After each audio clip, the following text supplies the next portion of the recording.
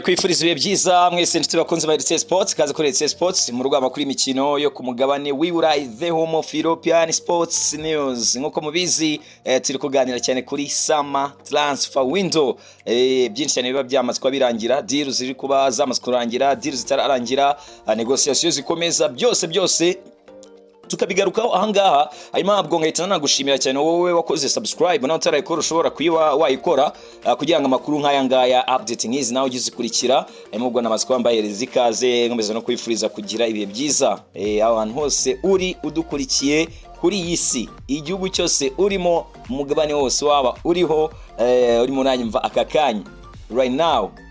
Ngushimire cyane, mwifurize kugubwa neza. Nazimbona abavandimwe bambwira bati RC nta nubwo bikiri ngombwa ngo tujya kureba ngo ibintu by'amaradio ngo yavuze ngo ntabwo bikiri ngombwa ko ati tuba twibereye ahangaha. Ewana kabisa, merci beaucoup. Ako byose ntacyo bitwaye, icyambere nuko enjoying our life, enjoying ayo makuru, ibintu bikaryoha cyane. Hanyuma duhere muri ekipe ya Arsenal de Ghana, ekipe ya Arsenal. Iyi ekipe Fabrizio Romano aratubwira uko bimeze na situation ya Benjamin Sesko nyuma yuko Sky Sport mu kaya gato yarimo reportinga ko ekipe ya Arsenal igomba kwitondera late move yakozwe na ekipe ya Al Hilal kuri Benjamin Sesko. Iyi nkuru rwose nazena nabona na TBR iyandika, ibinyamakuru bitandukanye bigenda badama update, bigenda bigaruka ko ekipe ya Al Hilal iri kwifuza Benjamin Sesko. Hanyuma Fabrizio Romano akatubwira ati Saudi Pro League clubs have approached Benjamin Sesko in recent hours with important proposal. Ati ama ekipa atandukanye muri Saudi Arabia yamaskwa ya approachinga Benjamin Sesko kandi yazanye proposal ibyibushye cyane, proposal iremereye. Hanyuma Romano akanatubwira stance ya Benjamin Sesko, yu striker umunya-Slovenia ekipe ya Arsenal ishaka. Akatubwira ati understands Sesko is prioritizing. Ati understands Sesko's priority is to continue in Europe at his stage. Ati rwose akakanya icyo numva amakuru angiraho abari close kuri Sesko nuko ashaka gukomeza muri Europe at this stage. Avuga ati with talks to follow in the next days, ibiganiro bigomba kuba bikomeza mu minsi igiye kuza. Hanyuma Romano akakubwira ko priority icyo we arimo ara prioritizinga Sesko uyu munya-Slovenia ngo no kuguma Iburayi, nubwo amakipe atandukanye yo muri Saudi Arabia amaze kuba amwaprochinga. Ariko Romano akanavuga ati ekipe ya Arsenal biribuze kuyisaba kubyitwaramo, kubikora vuba, biribuze kuyisaba gukora vuba kuri iyi deal. Hanyuma uyu n'umusore nkuko Romano abitubwira, rwose ekipe ya RB Leipzig ntabwo irarekura ku mafaranga imwifuzaho, irifuza miliyoni 70 z'amapound.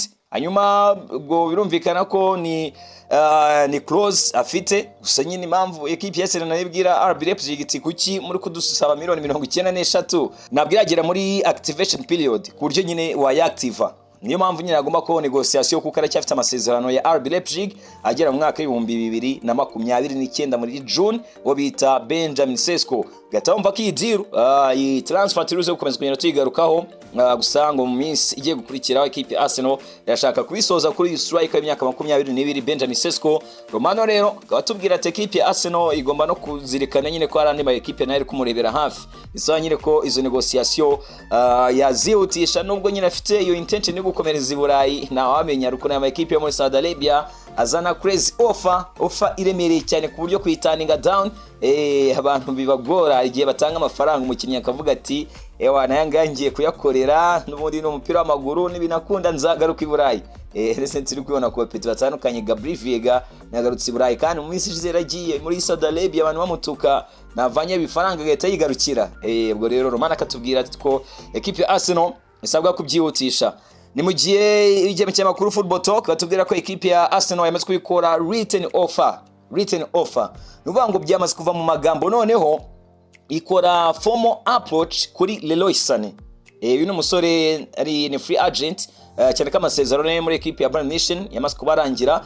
Ubwo deal ziri muri ekipe ya Arsenal kamenya ko uyu musore ekipe ya Arsenal mushaka ku myaka 29, Leroy Sané the Gunners zishaka kuba yasinyisha. Ubwo rero Arteta ngo ni wari ravuga ati mumuzane ni ekipe ya Arsenal ngikaba rikavuga iti turuze guspendinga amafaranga menshi cyane kuri ba rutayizamu, nimba duspendinga amafaranga menshi cyane kuri ba rutayizamu kandi dukeneye n'abawinga, umukinnyi uri free tutaribuze gutakaza amafaranga nka Leroy Sané ufite experience ya championnat y'Ubwongereza yaza ahangaha. ariko bidakuraho nyine links n'abandi bakinnyi batandukanye wenda bakira kuri wings equipe ya Arsenal nayibuze kubitanga amafaranga uko ndibuze kwambagarukaho cyane ko equipe ya Arsenal yanungutse yanajyanye nuko financial year umwaka wayo mu buryo buri financial yabonye amafaranga ni mpamvu n'abafana bayo bavuga bati nyaboneka it's time to splash some cash bavuga ati ni gihe cyo kuba wasplashing amafaranga wowe Josh Kroenke ba nyiri equipe ya Arsenal hanyuma bamaze kwakora written offer kuri Leroy Sané ubwo let's wait and see kuri uyu musore nawe uri mu biganiro nyine urimo araganira na Mikel Arteta kuyanga rero imba bakongera bagakorana cyane ko babanye muri equipe ya Manchester City hanyuma deal ziri muri equipe ya Arsenal ni nyinshi deal ziri muri equipe ya Arsenal the Gunners ni nyinshi hanyuma nyuma y'ibihe bitari bike ibe rwose igihe kirekire equipe ya Arsenal kuri deal ya Martin Zubimendi finally nkuko Eddie Davison umunyamakuru wa arsenalnews.com abitubwira finally Martin Zubi aribuze kubaza ubwo kumukunze equipe Arsenal nogira ubwo cyase ngo hangayike ubwo shaka wenda bari bakurikiranye Sky Sport mu kanya gato kuko Sky Sport yaripotinze ivuga iti ese abafana ba equipe Arsenal bakwiye kugira ubwoba bwo kuba babona Benjamin Sesko uri kwifuzwa na equipe ya Al Hilal yo muri Saudi Arabia bakwiye kuba bagira ubwoba kuko equipe ya Real Madrid ikirimo iraapproachinga Real Sociedad La Leya kuri Martin Zubimendi hanyuma akakanya ubwo ibyo ngibyo byose nyine bizamutse kano kanya hanyuma iyo nkuru ya Sky Sport ntago Sky Sport nyine bavuga ngo ibibeshya kuko igende duha update kandi ya danger deals kanaba ariko nyine impamvu barimo bakora iyo nkuru of course nuko equipe Arsenal ntago yari ya stepins ahead kuri zo deal gusa nyine nizo turimo turagarukaho tuzi clarifying rwose kugira ngo umukunzi wa equipe ya Arsenal amenye what is going on nzo nabona bambwira bati zandani muri equipe ya Arsenal zose uzinjiremo ubwo niyo nahereye ariko nandi ma equipe ndibuze kubanyageraho hanyuma Martin Zubimendi finally agomba kujoininga equipe ya Arsenal hanyuma makuru akavuga ko amafaranga equipe ya Arsenal miliyoni 55 z'ama pound 65 mu mayero ubwo equipe ya Arsenal ikaba izayishyura in installments cyase mu bintu by'ibyiciro hanyuma front page ya Marca bavuga ko Martin Zubimendi ngashaka kuba ya joining equipe ya Real Madrid ariko David Ornstein arana confirma ko deal rwose ngo it's a done deal hanyuma amakuru akanavuga ko ku itariki ya mbere July kwezi gutaha Martin Zubi agomba kuba yamaze kujoininga akaba yanakora medical test hanyuma pre-season agomba kuba ari kumwe na equipe ya Arsenal muri pre-season zaba yamaze kuba hagera Martin Zubimendi ubwo rero ku mukunzi wa The Gunners ukamenya ko midfielder nawe ewana aribuze kuba joininga ntugire ikibazo ntuhangayike kuri Martin Zubimendi ndetse no kuri Benjamin Sesko cyane ko yataninze down offer ya Al Hilal ngashaka gukina ku mugabane burayi at this stage nkuko Romano yanabitubwira ubwo kuri equipe ya The Gunners abindi birimo bagenda bizamuka muri iyi equipe mutoza Mikel Arteta cyane ko amakuru yo ni menshi update ni nyinshi engwana amakuru ni menshi cyane equipe ya Arsenal akakanya nyuma yuko iri kwifuza abakinnyi batandukanye bakina kuri wings uwo bita Leandro Garnacho uyu musore wa equipe ya Manchester United ari Roma ndibuze ko angaruka kuri vacation ye arimo ningera kuri equipe ya Man U uyu musore ngacyashaka gukira muri championnat y'Ubwongereza ubwo twamaze kugera mu kinyamakuru Team Talk ni yungu twamaze kuba duswitchinga tuva mu kinyamakuru kimwe tujya mu kindi wana twihuta hanyuma uyu musore nyuma yuko ngo agishaka gukira muri championnat y'Ubwongereza araprefera hagati ya Arsenal na Chelsea equipe ngo yaza iri serious ikaba interested kuri Ghana gose ngo yahita switching akava i Manchester akaba yajya North London muri equipe ya Arsenal cyangwa se akajya West London muri equipe ya Chelsea n'ama equipe abiri yose y'i Londres ni Leandro Garnacho mu marushanwa yose yisezo watsinze ibitego 11 atanga assist 10 muri equipe ya Manchester United uyu musore Team Talk kandika ko ubwo n'umunyamakuru wa Team Talk bamwita Edul umwe mu banyamakuru bahataye cyane bamwita Edul aravuga ko uyu musore prefera kuguma muri championnat y'Ubwongereza Arsenal ni imwe mu equipe amonitoringa ibijyanye na situation ye ariko equipe ya Chelsea the Blues nayo ntirarekora equipe ya Chelsea yo bikavugwa ko binajyanye nuko yishakira cyane Heme Gittenzi ndetse ariwe mukinyi irimo iragira priority first choice kumuvana muri equipe ya Borussia Dortmund kandi nawe ni umuwinga uruze no kwikostinga amafaranga hafi miliyoni 40 z'amapound n'amafaranga atari make Chelsea ngo ya pulling out kuri deal ya Leandro Garnacho, hanyuma iyo race igasigaramo equipe ya Arsenal. Mu gihe cyose equipe ya Arsenal ngo yamwaproachinga ngo yahita ayemera cyane ko ngara prefera kuguma muri championnat y'Ubwongereza nkuko Edur abitubwira. Ariko equipe ya Arsenal uyu munyamakuru agakomeza atubwira ko inafite n'izindi priorities cyangwa safety izindi targets muri summer transfer window ku bijyanye na wing. Impamvu nta yini, equipe ya Arsenal twagaruka cyane kuri Nico Williams. Nico Williams ni umusore w'umuhanga kina muri equipe ya Atletico Bilbao, aracyari muto, statistics ze nziza, gusa kakanya ari muri negotiation na equipe ya Atletico Bilbao kugira ngo extending contract ye kandi na release clause ingizati zamuka. Ariko ibyo ngibyo bije nyuma yuko personal terms nizo zabaye ikibazo hagati ye na equipe ya Arsenal. Uti byagenze gute kuri Nico Williams? Nico Williams arifuza guhembwa 300 by'amapaundi ku cyumweru muri equipe ya Arsenal. Ngo muri hierarchy ya equipe ya Arsenal bo barimo baravuga ko aya mafaranga yaba ari menshi cyane ko ngashaka kuza muri top earners cyase muri babakinnyi bahembwa byinshi muri equipe ya Arsenal, abo ba Kai Havertz, ba Gabriel Jesus, ba Martin Ode, abakinnyi nka Bukayo Saka. Arashaka nyine kuba so close aho ngaho ndetse akaba yanabasumba cyase akaba yanabarusha amafaranga Nico Williams. Equipe ya Arsenal kavuga iti muri wage structure dufite anga mu bitabo byacu mu buryo muri financial ntabwo wafitingamo watuma ahubwo twisanga mu bibazo. Equipe ya Arsenal ikavuga iti ayo mafaranga uri gusaba Nico Williams amafaranga ni menshi cyane, bigatuma akakanya equipe ya Arsenal yamaze guswitchinga umukinnyi ishaka yamaze kwigera kuri Anthony Gordon. Anthony Gordon ni umusore wa equipe ya Newcastle. Uyu musore equipe ya Newcastle ntabwo iraba stable cyane mu buryo buri financial kuko igomba gucomplyinga n'amategeko ya PSR, profitability and sustainability rules, amategeko tugusobanura umunsi ku munsi kuko iyo usanze nyine iyo baje nyuma y'imyaka 3 bagasanga wala ya breachinze baraguhana. Equipe ya Newcastle igomba gucomplyinga n'ayo mategeko. Hanyuma equipe ya Arsenal ikabiri ku approaching kababwira iti muduhe Anthony Gordon tumusinyishe tubaha amafaranga cyane ko we kuri wage structure ntabwo yahenda cyane Anthony Gordon ku mafaranga yakwifuza guhembwa. Hanyuma amakuru akavuga ko uyu nguyu ari alternative kuri wing mu gihe cyose Nico Williams yabakomeje kugorana cyane. Reka nkubwire ko suggestion zihari nkuko equipe ya Newcastle ngibyifuza kuri uyu mukinnyi nawe byatsaba miliyoni 100 z'amapaundi kugira ngo bamuguhe. Mbibutse ko yajoininze equipe ya Newcastle. Anthony Gordon avuye muri equipe ya Everton EVE Ferguson Park kuri miliyoni 40 z'amapaundi. Gusa nyine bagomba gukora business bakamwungukamo kuko agize season nziza cyane Anthony Gordon. Ubwo rero amakuru akavuga ko equipe ya Arsenal yo ngo ifite iyo willingness yo kuba yatanga 55 z'amapaundi. Ubwo negotiations zigomba kuba zakomeza hagati yayo na Newcastle kuri Anthony Gordon. Equipe ya Arsenal byinshi cyane ukomeje kugenda bizamukamo, ibindi nibigaruka ku muzamu Kepa Arrizabalaga. Rwose nta kabuza uyu muzamu Kepa agomba kuba ya joining equipe ya Arsenal kuri miliyoni 5 z'amapaundi. Equipe ya Chelsea the Blues igomba guhabwa muri release clause ye amafaranga arimo. Chelsea the Blues yanakonfirmaga abazamu batatu batandukanye nayo turayira tugarukaho. Ubwo of course Kepa Arrizabalaga ntabwo bamukonfirmye, ntabwo bamugurutse hanini, bagarutse ku bapeti bakiri bato muri academy bari baratije. Gusa nyine Kepa nawe ari mu muryango usohoka ukaneshyiramo n'abandi bakinnyi batandukanye equipe ya The Blues ishaka kuba yakwa frauding.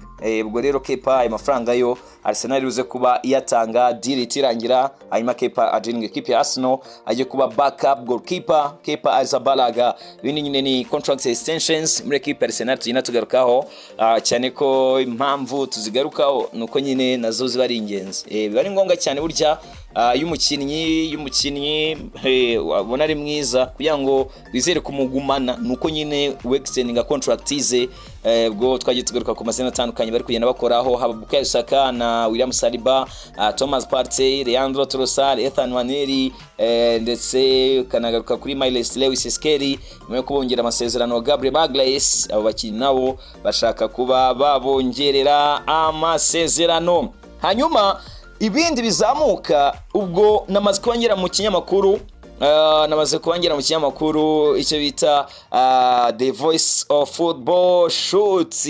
Ikinyamakuru nacyo kiri kuduha ama update menshi. Uwo bita Victor Gyökeres yarakaye cyane kubera ko equipe ya Sporting Lisbon iri kumubloka. Uti bimeze gute, biteye gute kuri uyu rutayizamu? Iyo nkuru RTA yiduclarifyingire ubwo ngubwo nibyo namaze kubangeramo kuri Victor Gyökeres. Uyu no mukinnyi nkuko ititiri bivuga ubwo ngiye impamvu nyine nkunda kugaruka kuri aya matitle izi nkuru no kugira ngo nyine of course nabyumve ko tuba tugiye kuyinjiramo in deep tukayijyanamo ewana guturuka kuri headline kugera kuri conclusion ewana ku kadomo kanyuma k'inkuru every detail tukayinjiramo ukamenya icyabaye ukamenya what is going on hariya ku mugabane w'Uburayi. Barakubwira bati Victor Gyökeres is furious as Sporting ignore gentleman's agreement amid Arsenal and Manchester United inquiries.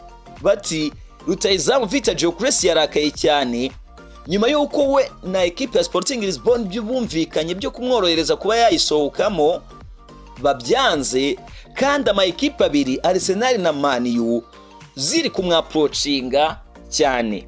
Yarakaye cyane ubwo kikwereka ko yanarakaye isa navana equipe ya Sporting Lisbon muri bayo ye, bishaka kwerekana ko nyine ntago nyine kishaka kuyikinira no kuyiha message yibwira ati ngi namwe twarumvikanye twagize gentleman agreement ngo nibyo nibuze kuba mbongera amasezerano mushyire muri izi cause ya £184 z'amapound, ariko equipe izaza kuza inshaka muzayorohereza kugira ngo mbe nagira gute be nayijyamo.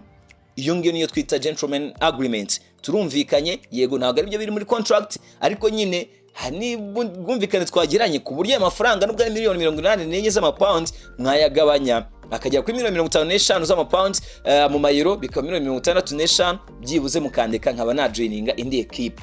Iyo niyo gentleman agreement uwo bita Victor Gyökeres yagiranye na equipe ya Sporting Lisbon kugira ngo arakare noneho anasibe equipe ya Sporting Lisbon irimo iranga imyeshaka kumwangira kuba yayivamo.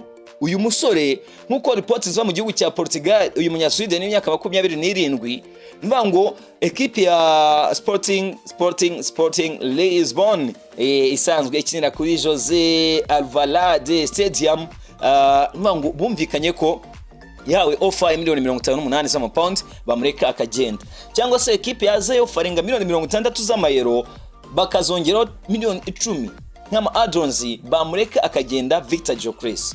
Hanyuma iyi equipe yo president wayo Frederico Varandas ari kwanga kuba yakuba ibyo ngibyo bumvikanye agaholdinga kuri £67 z'amapound, hafi £80 z'amapound mu mayero kugira ngo abe yayisohokamo agende. Bari kumburuka bakavuga bati ntago ari buze ko agendera kuri amafaranga make, kandi ibyo ngibyo barabyumvikanye Victor Gyökeres. Uyu musore rero yahise ajya kuri Instagram ye muri bio ye atanasiba equipe ya Sporting Lisbon ndetse na sponsor wayo Nike amuvanaho. Ari gutanga message akavuga ati ngiye mu ndeke nigendere, hari agreement twagiranye ikiza nuko mwandika nkagenda. Hanyuma nkuko preference reports zagiye zibivuga muri contract ye nkuko nabona kubwira release clause ya £84 z'amapound, ariko nyine iyo agreement bagirayo yo kugenda bagabanya barabyumvikanye. Hanyuma uyu mukinnyi arabwira ati ngewe nabagejeje ku bikombe bitandukanye, championnat mwaratwaye, statistique ndazifite, amafaranga barimo baradepositing, mwandika nkagenda, kari byo byiza. Equipe ya Arsenal, Manchester United nizo potential suitors kuri uyu musore. Mubwire ko kuva ava muri equipe ya Coventry City yerekeza muri equipe ya Sporting Lisbon iyi season y'ibwo statistique ze umukinnyi nagutsindira ibitego 52 mu mikino 52 mukagira na gentleman agreement, ariko still ugahita umubroka. Nibyo nyine byamurakaje cyane avuga ati iyi equipe nsibye ndayisibye mu bindanga, iyi equipe na sponsor wayo sinkibakeneye kuko barimo baranga gushyira mu ngiro ibyo twumvikanye. Hanyuma amakuru akavuga ko akakanye rwose ari buze gukomeza gupushinga arakora ibishoboka byose arabikora, ariko ubundi nabe yagwa muri equipe ya Sporting Lisbon Victor Gyökeres. Ubwo rero bikwereka uburyo yabaye furious cyase uburyo yarakaye cyane uyu rutayizamu. Equipe ya Manchester United bikanavugwa ko rwose personal terms bari bazumvikanye ibyo bamuhemba, ndetse na equipe ya Arsenal nayo barumvikanye kuri personal terms. Nuvuga ngo ibyo bamuhemba ndetse n'amasezerano yasinya ibyo si ikibazo muri aya ma equipe yombi, ahubwo icyabi kibazo nuvuga ngo ese iyi ngiyi yazanye amafaranga koko ari muri agreement nagiranye na equipe ya Sporting. President rero Frederico Varandas wa Sporting Lisbon ibyo ngibyo yabyanze, ni nabyo byatumye arakara Victor Gyökeres. Ugahita wumva ko ni hatari kuri striker. Hanyuma makuru ni menshi cyane akomeye kugenda zamuka, ubwo by the way ibindi biri bugende bizamuka kuri iyi nkuru turabigarukaho nabyo bisanganga, kuko iyo mukinnyi nyine atanze message gutya, iyo mukinnyi atanze message yabikomeye cyane nta kuntu tuzakomeza kugenda tubigarukaho. Hanyuma numwe mu bazamu equipe ya Manchester United ihuzwa nawe, numwe mu bazamu b'abahanga, numwe mu bazamu batwaye UEFA Champions League nyuma yuko Ubutaliyani bwatsindaga equipe y'igihugu ya Moldova, uwo bita Gigi Donnarumma, Gianluigi Donnarumma aganira na Sky Sport yagarutse kubijyanye n'ahazaza he, arifuzwa na equipe ya Manchester United, arihuzwa na equipe ya Real Madrid, arihuzwa na equipe yo mu gihugu cy'Ubutaliyani, equipe ya Inter Domira, n'ama equipe menshi cyane. Gianluigi Donnarumma ahuzwa na USA Donna. Kubijyanye n'ahazaza hawe uratubwira iki? Yasubije ati my priority is to stay at PSG. Amahitamo yanjye ya mbere icyo nagize priority nuko naguma muri equipe ya Paris Saint-Germain. I don't think there will be any problem in the negotiation. Ntago ntekereza ko hazaba ikibazo cyari cyo cyose mu biganiro nzagirana nayo. Akomeza avuga ati we are a great team, turi equipe nziza. Ubwo nyine avuga ati tekereza ko nta bibazo bizabaho muri negotiation, tuzumvikana.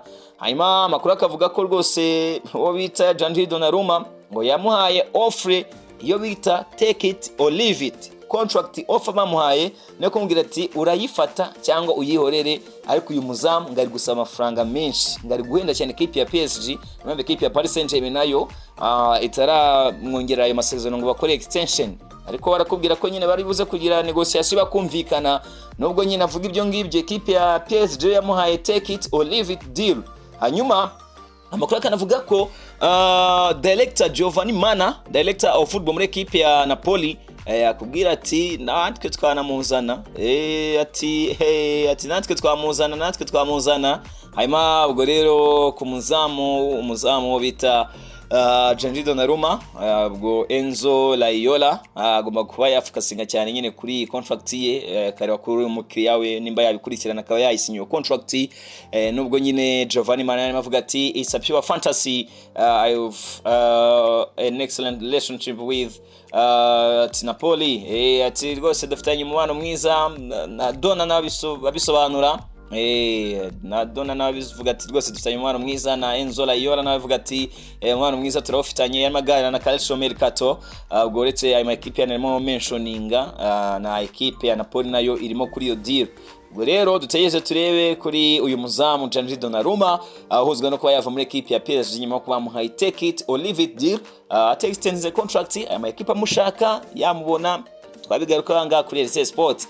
Hanyuma les amis tujye muri La Gazzetta dello Sport, equipe ya Manchester United, Red Devils. Hanyuma equipe ya Man U akakanya makuru azamuka nuko yamaze kuba yaapproachinga Napoli nyuma yuko Rasmus Hojlund we yabigize clear, yabwiye ubuyobozi bwa equipe ya Man ati ngenda cyafite amasezerano aho ngaho, nimumbari mu bakinyi bazasohoka, nimumbari muri ba rutahizamu bazavanga ngo ngewe next season ngomba kuba ndi hano muri equipe ya Manchester United meze neza cyane. Rasmus Hojlund. Hanyuma equipe ya Man U kuko Victor Osimhen yataninze down offer yo kujya muri equipe ya Al Hilal, ariko abakinyi ndi gukunda cyane. By the way, bano bakinyi bari kuvuga bati turacyashaka gukina kuri top level i Burayi, nta bintu byo kujya muri Saudi Arabia, ayo mafaranga nta. Bruno Fernandes yarabanje arayihakanira, Victor Osimhen arayihakanira. Ejo bundi bahaye offer Victor Gyökeres $29 z'amapound, arabyanga aravuga ati ndacyashaka kwikinira kuri top level. Sesco nayo yatanze down. Hanyuma akakanya equipe ya Man U yo kubona ko Victor Osimhen afite willingness yo gukina muri championnat y'Ubwongereza, yageze muri Napoli babwira iti reka tubahe Joshua Zirkzee. Ubwo ni inkuru ya La Gazzetta dello Sport, turaba Joshua Zirkzee hanyuma twongereho amafaranga make, hanyuma muduhe Victor Osimhen. Iyo niyo offer equipe ya Man U akakanya ya presentinze muri equipe ya Napoli. Ugahita wumva ko tugomba gukomeza tugategereza tukareba ibyayo, kuko umusore equipe ya Napoli irifuza $60 z'amapound ko bita Victor Osimhen. Ugahita wumva ko iyi deal nayo na Ferras Wivanga kuri RC Sports, cyane ko ngo bita Joshua Zirkzee we ngo yaba open kwa yakwisubira mu gihugu cy'Ubutaliyani nyuma yuko yitwaye neza muri Italy ari muri equipe ya Bologna babona qualification ya Champions League. Aka kanya rero as it stands wita Joshua Zirkzee ni equipe ya Man U yashize muri iyo deal. Ubwo rero turembi iyo deal bize kuba ikunda kuri Joshua Zirkzee nimba Napoli bize kuba yapprovinga iyo offer ya the Red Devils. Hanyuma makuru ni menshi cyane akomeje kugenda zamuka les amis, yose tukayagarukaho yose tukayasanganga kuri RT Sports. Every update minota ku minota, update ku yindi izamuka uyisanga ahangaha.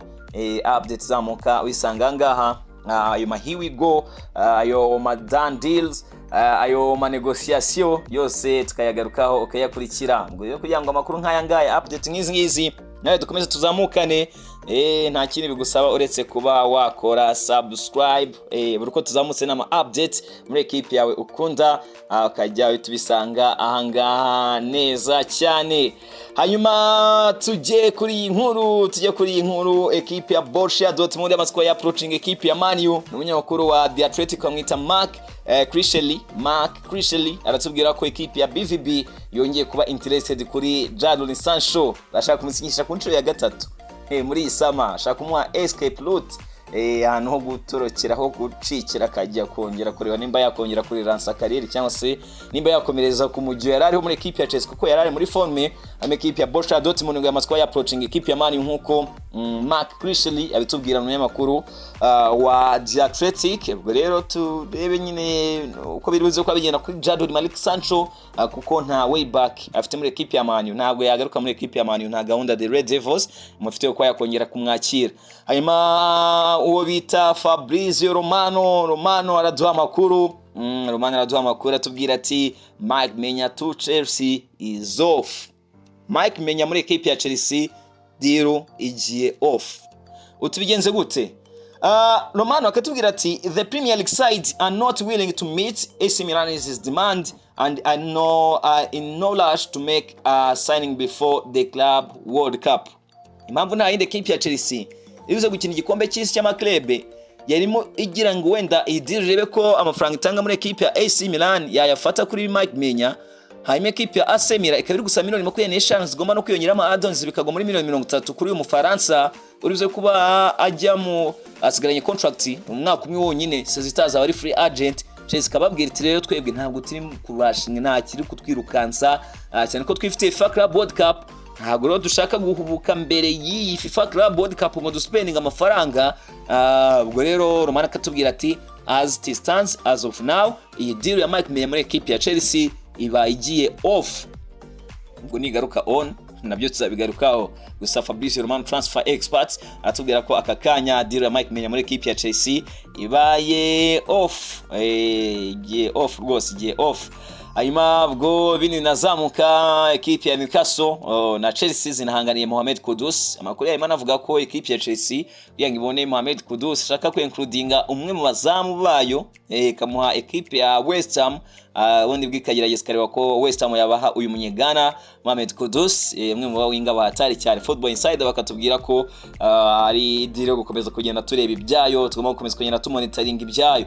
Hanyuma andi makuru azamuka Sky Sport German irakonfirma ko Badre Barcola ndetse na Nico Williams nabo bari muri alternative ku mutoza Vincent Kompany muri equipe ya Bayern Munich. N'abawinga atekerezaho nawe Barcola wa equipe ya PSG ndetse na Maestro wabita Nico Williams ukina muri equipe ya Atletico Bilbao. Birumvikana nyine ko of course ama equipe abagenda ahuzwa n'abakinnyi bagenda yifuza abakinnyi nyine itanze offer bigakunda nyine kamwegukana, itanze bid bigakunda kamwegukana. Hanyuma Mike Keegan akatubwira ati Manchester United are continuing talks with Brentford for Bryan Mbeumo today, but a quiet day is expected for United.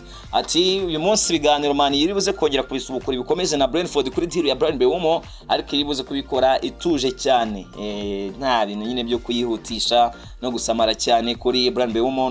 Ni nkuru dukesha Mike Keegan, umwe mu banyamakuru nawe uri kuduha update, akaba ari umunyamakuru chief sports reporter muri Mail Sports. Mike Keegan tubwira uko meze kuri Brian Mbeumo uyu munsi, kuri uyu musore equipe ya Man ishaka, hanyuma kugira ngo byose mbimare yo nkubwire wana nk'updating, nkubwire ko Dean Jason ya completingaga medical test muri equipe ya Real Madrid, agomba no kuba ya presented tomorrow, hanyuma on Thursday wabita TW nawe akaba yakwerekanwa. Akaba yakwerekana hanyuma ubwo bindi muri Manchester City nyuma yo gukonfirma deal ya Ryan Knight-Nuri. Hanyuma nkubwire ko Pep Linders ingo yamaze kuba appointed nka assistant coach kuri Pep Guardiola muri equipe ya Manchester City. Ramuzi yungirije Jurgen Klopp, ni umwe mu bagabo bafite experience muri championnat y'Ubwongereza.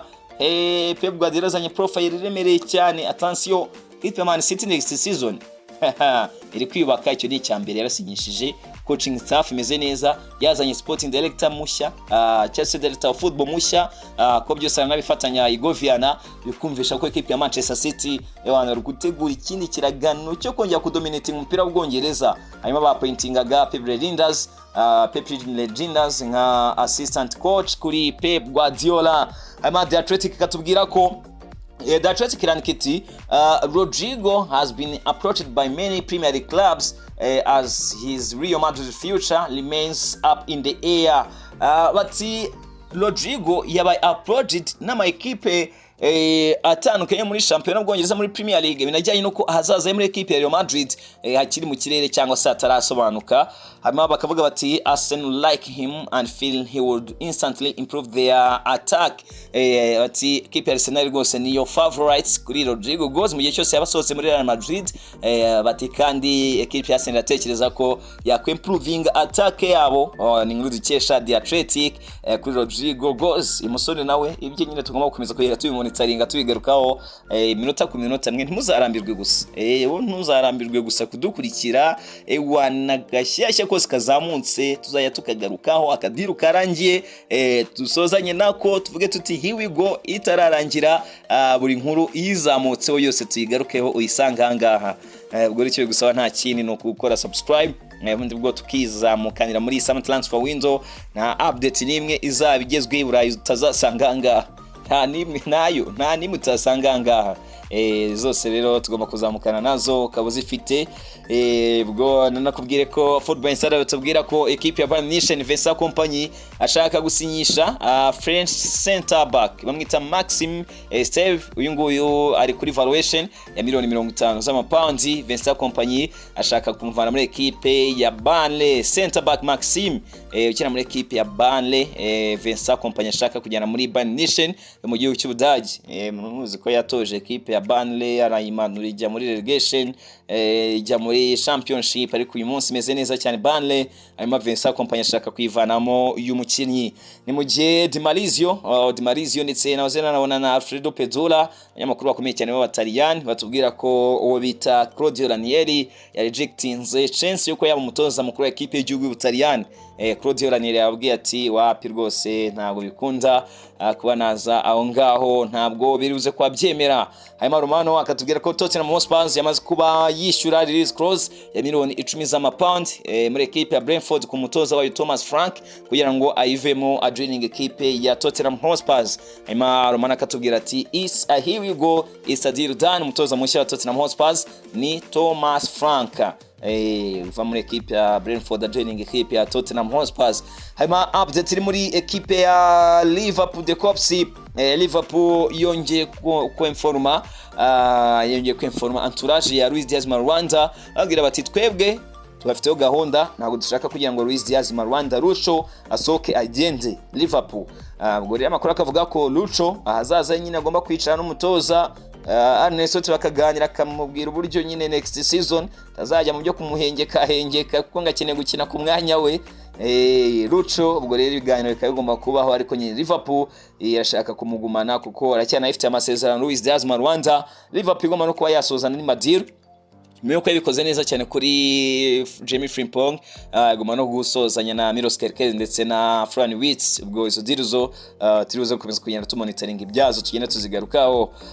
Ubwo andi makuru menshi cyane akomeje kugenda agarukaho. Ni equipe ya Galatasaray Istanbul ishaka umuzamu wa equipe ya FC Barcelona Marc-Andre ter Stegen warakubwira ati ndashaka kuguma muri Barca nayo igashaka kumutanga nk'imugurisha ngagende, akabwira ati mu 42 zanjye z'amayero nsoke ngende. Baracyari muri negotiation, Barca ngishaka kumwishyura umwaka umwe wonyine, indi myaka 2 kabimfa busa. Ibyo ngibyo yabyanze umudage. Hanyuma equipe ya Galatasaray Istanbul yashaka ko yamusinyisha Marc-Andre ter Stegen, ngatomva ko i transfer nayo turizo gukomeza kwina tuyigarukaho ahangaha kuri RT Sport. Les amis, deal zone nyinshi niyo mpamvu current updates zari zo ngizo ugizini nazo mu minota mike iri imbere ziruze kwa zizamutse urazisanga ahangaha nazo ndazigarukaho. Angani mu rwego makuru imikino yo kumwari muri European Sport News only, amakuru imikino y'Iburayi yonyine, nta handi twe twiganirira European football, European sports yonyine yo twigarukiraho ahangaha kuri RT Sport.